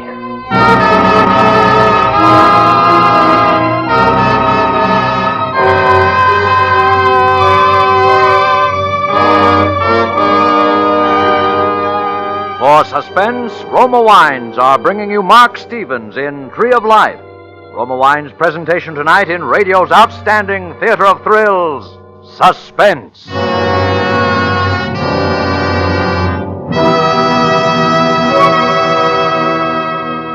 Between the acts of Suspense, this is Ken Niles for Roma Wines. Here's an easy way to return the compliment of the friendly hospitality you've enjoyed over the holidays. Simply invite your holiday hosts to an open house and delight them with Roma, California wines. Yes, you're sure to please every guest with better-tasting Roma sherry, port, or muscatel, because more Americans enjoy Roma than any other wine. The reason? Roma wines taste better because Roma starts with choicest grapes, because Roma vintner skill and America's finest winemaking resources guide this grape treasure unhurriedly to tempting taste perfection, because Roma selects at peak taste richness from the world's greatest wine reserves for your pleasure. No wonder Roma wines are America's favorites. So, for smart, gracious hospitality at your thank you party, be sure to serve Roma, R-O-M-A, Roma Wines, by America's greatest vintner. And now, Roma Wines bring back to our Hollywood soundstage Mark Stevens in Tree of Life, a tale well calculated to keep you in suspense.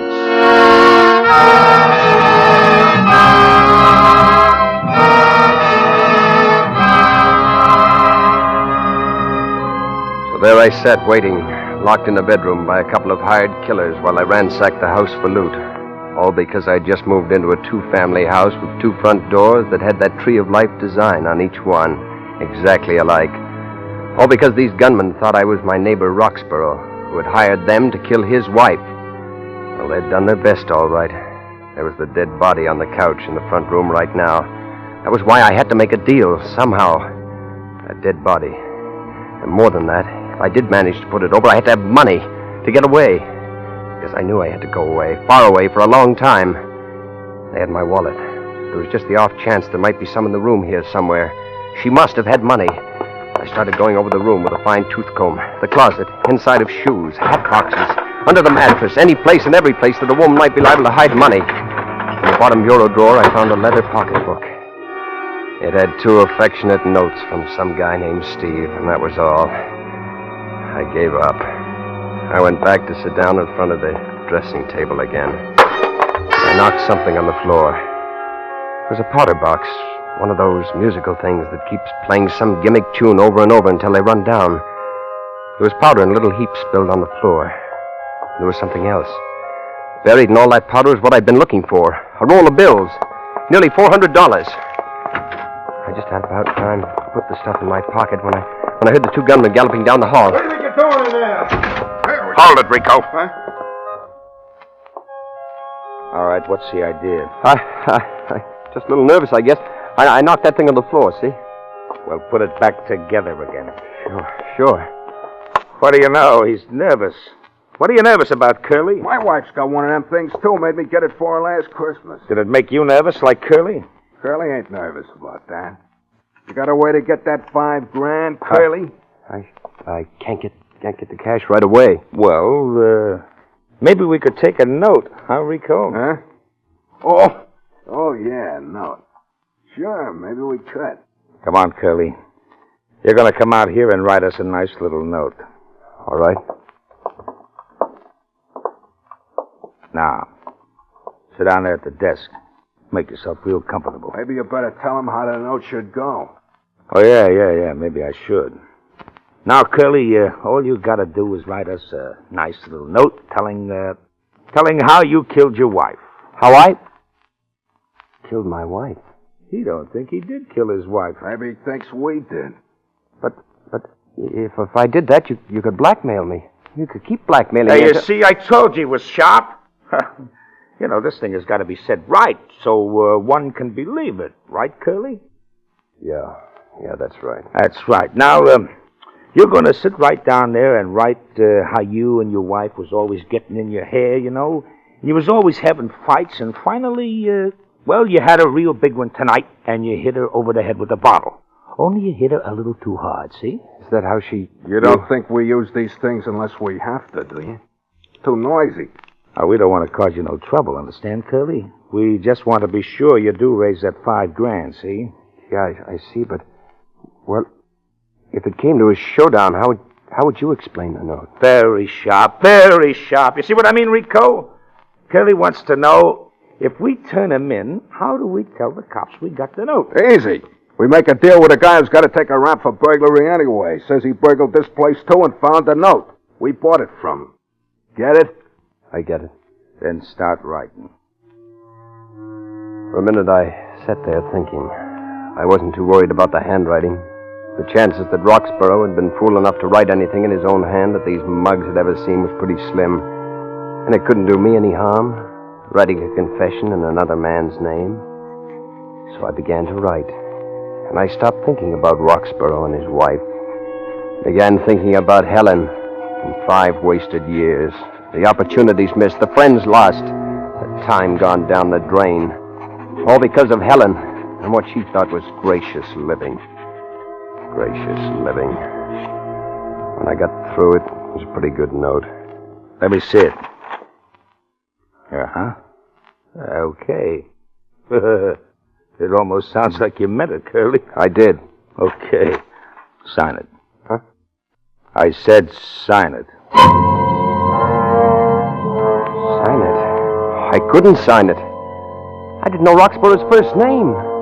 They'd know that. The one thing they'd be sure to know. I could have cried. To get this far, freedom almost in sight, and then to have it end this way, I just sat there holding the pen.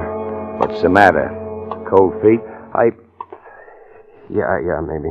Come on, sign it. Well, And not K. Roxborough, like that little printed note you sent the boss. The full name. Not K. Roxborough, the full name. What's the K for, Curly? Kenneth? No, it's Kendall.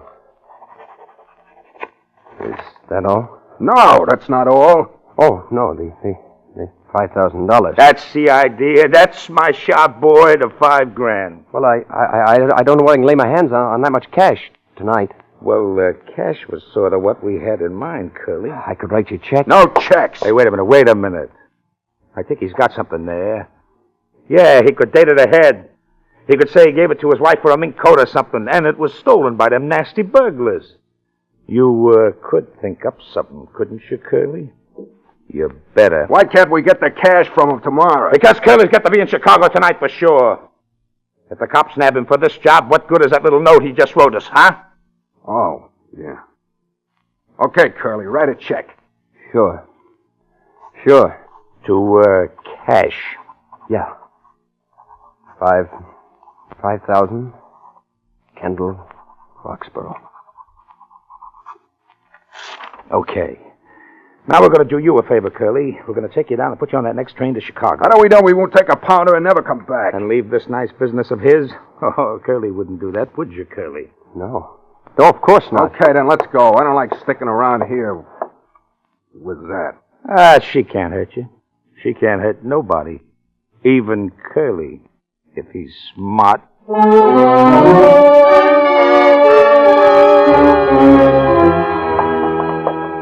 They went around wiping off fingerprints, even mine. Now, they were very good about that. And they snapped off the lights, opened the door, snapped that behind them, too. Harvey, are you sure this is the Dawson's new place? No, you said you were. I heard their voices first. Then I saw them. Lillian and Harvey Reynolds. I tried to step back, out of the streetlight, but the two gunmen pushed me forward. I just kept my head down and prayed. Excuse me. Hey, what's the matter, Lil? I bumped into someone. Come on, let's go home. I want to know who I bumped into. You know, it's awfully dark, but he looks like Jimmy. Hey, are you Jimmy? No. See, Lil, come on, let's go home. I think he's Jimmy. Who are your friends, Jimmy? They're not Jimmy. They're not my friends. Must be relatives. Don't you think so, Harvey? Must be relatives. Oh, come on, Lil, let's go home. Sounds like Jimmy. If you're not Jimmy, where is Jimmy? I don't know. Oh. Well, I'm going to find Jimmy. I beg your pardon, madam. I think I know where he is. What? Where is he? Where's Jimmy? You're just a little mixed up. Now, if you go 5 blocks up the street, then 4 blocks over, it's the big yellow house on the corner. Come on, Harvey. I told you we'd find Helen and Jimmy. Doggone it, Lil, I want to go home. I sure feel sorry for Jimmy if she finds him. So do I.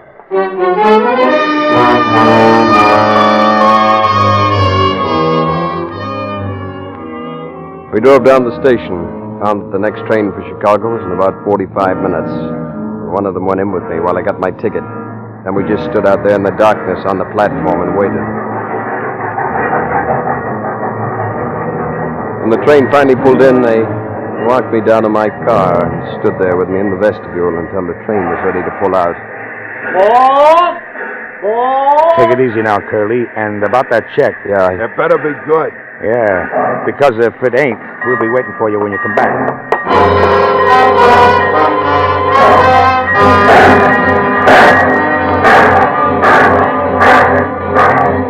What did I care where they'd be? I was free. Well, I was going to Chicago, all right. But from there, I was going to catch a train to Detroit. From there, I was going to cross the Canadian border. I was never coming back because I'd made it. I was free.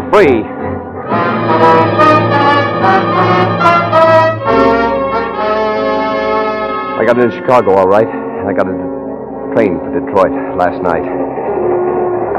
I was walking through the observation car, not paying much attention to anything except look for a seat, when somebody slapped me on the shoulder. Well, if it isn't Dawson. Huh? Oh, yes, maybe you don't know me, Mr. Dawson. I know you, at least by sight. I'm your next-door neighbor, Kent Roxborough. Kent Roxborough? Mm-hmm. Well, small world these days, isn't it? I suppose you're out this way on business like me, eh? I stayed over in Chicago last night. Got a good room for a change, too. Then I thought I might just as well clear up a couple little things out in Detroit. Listen, Roxborough, I got to talk to you. Of course, old man. Come on, let's find a seat. No, not here. What's the matter, old boy? Trouble? Listen, I ran into those men last night by mistake. Those men you sent to To see your wife. What? What in the world are you talking about? I never sent any... Okay, it's all right. I understand why you did it. I was thinking of doing the same thing myself, but I walked in on it by mistake. They told me all about it. They thought I was you. Let's you and me take a little stroll out onto the observation platform, Bronson. Yeah, sure.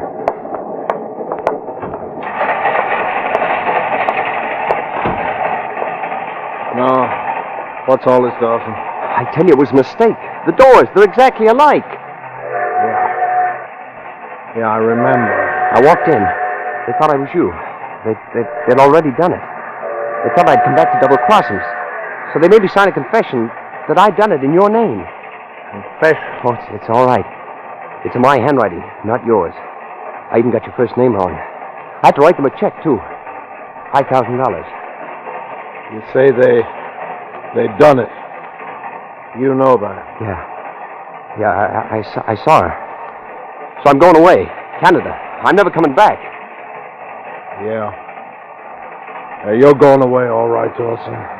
No, don't shoot. There's something else. They didn't... Oh! They didn't.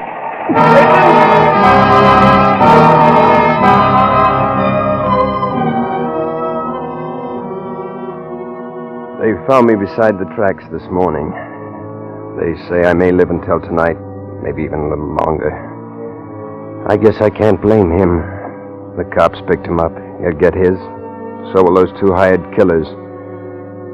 I guess he thought he had to do it once he knew that I knew. I guess I can't blame anyone but myself. I guess it's what you call retribution. Because I'd planned to kill my wife.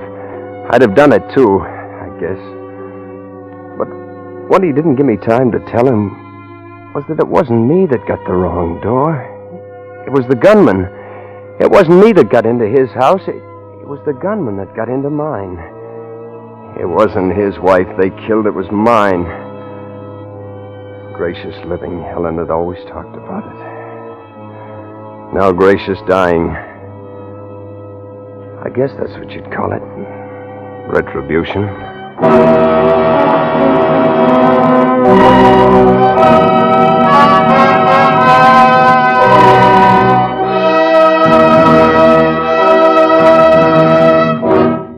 Suspense. Presented by Roma Wines, R-O-M-A, Roma, America's favorite wines. And now this is Ken Niles making a curtain call with the star of tonight's suspense play, Mark Stevens. Mark, I'm sure that Mr. Webster gave the world the word suspense just to describe a dramatic performance such as you've given us here tonight. Oh, thank you very much, Ken. It was a wonderful part. And I've noticed that you make it a custom here on Suspense to provide your guests with the most wonderfully dramatic roles. And there's another suspense custom I'm sure you'll enjoy. Each week we present our star with a gift basket of Roma wines. This is yours, Mark, with the compliments of Roma, America's greatest vintner. Oh, and a pleasant custom it is, too. Well, pleasantest of all is the enjoyment you share with friends when you serve the delicious Roma California port in your basket. For Roma port adds warmth to any welcome.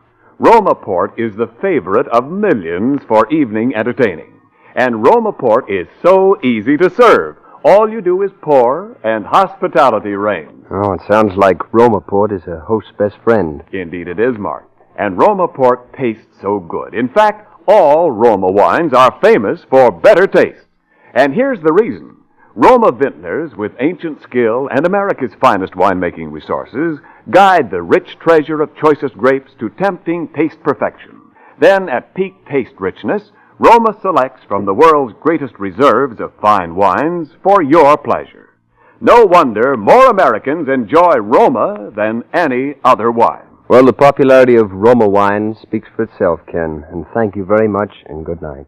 Tonight's suspense play was written by J. Douglas Ware. Mark Stevens will soon be seen in the 20th Century Fox Technicolor production, I Wonder Who's Kissing Her Now. Next Thursday, same time, you will hear Mr. Dan Duryea as star of Suspense. Produced and directed by William Spear for the Roma Wine Company of Fresno, California. This is CBS, the Columbia Broadcasting System.